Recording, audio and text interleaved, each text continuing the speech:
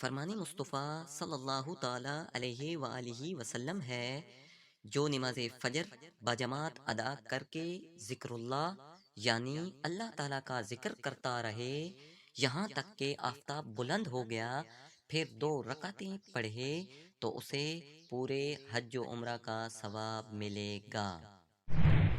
نماز فجر کا وقت ختم ہونے کے 15 یا 20 منٹ بعد یہ نوافل ادا کیے جاتے ہیں۔ میں نے نیت کی 2 رکعت نماز اشراق، عبادت اللہ تعالیٰ کی، منہ طرف خانہ کعبہ شریف، اللہ اکبر۔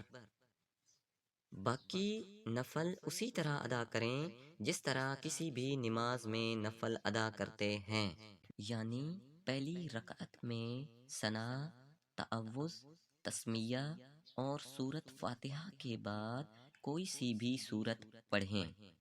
رکوع، قیام اور 2 سجدوں کے بعد دوسری رکعت کے لیے کھڑے ہو جائیں۔ بسم اللہ پڑھنے کے بعد سورت فاتحہ اور کوئی بھی سورت پڑھیں۔ رکوع، قیام اور 2 سجدوں کے بعد التحیات پوری پڑھ کر دونوں طرف سلام پھیریں۔